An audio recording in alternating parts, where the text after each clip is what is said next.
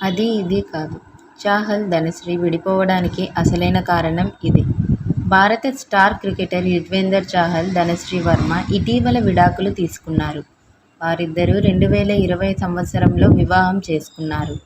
కానీ 5 ఏళ్లలోపు ఇద్దరూ ఒకరి నుంచి ఒకరు విడిపోవాలని నిర్ణయించుకున్నారు. ధనశ్రీ వర్మ వృత్తిరీత్యా కొరియోగ్రాఫర్.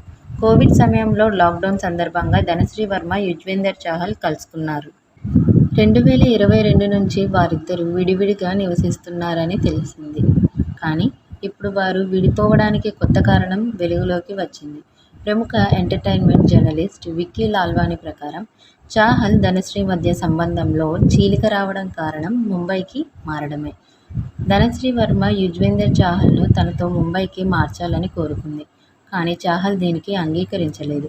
ఈ విషయంలో ఇద్దరి మధ్య చాలా అభిప్రాయ భేదాలు వచ్చి విడాకులకు దారితీశాయి.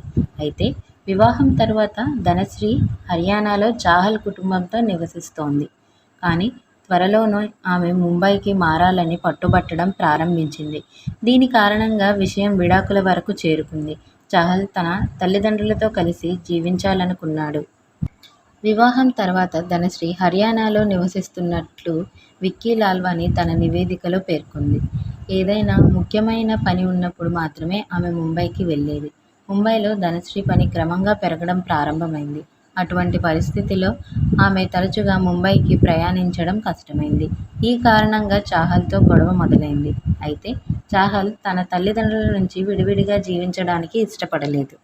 చాహల్, ధనశ్రీ తన కుటుంబంతో కలిసి హర్యానాలోనే ఉండాలని కూడా కోరుకున్నాడు. ఈ క్రమంలో ఇద్దరి మధ్య దూరం పెరుగుతూ వచ్చింది. ఈ క్రమంలో ఇద్దరూ విడాకులు తీసుకున్నట్లు తెలుస్తోంది.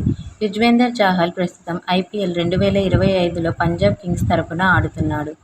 వారి విడాకులు IPL 2025 ప్రారంభానికి కేవలం 2 రోజుల ముందు మంజూరు అయ్యాయి. నివేదిక ప్రకారం చాహల్కు విడాకుల భరణంగా 4.75 కోట్లు ఇవ్వబడ్డాయి. ఈ మొత్తంలో చాహల్ ధనశ్రీకి 2.37 కోట్లు చెల్లించాడు. మీకు మా వీడియోస్ కనుక నచ్చినట్లయితే ఇలాంటి మరెన్నో విషయాలు తెలుసుకోవాలనుకుంటే డూ సబ్స్క్రైబ్ టు సమాజం ముచ్చట్లు.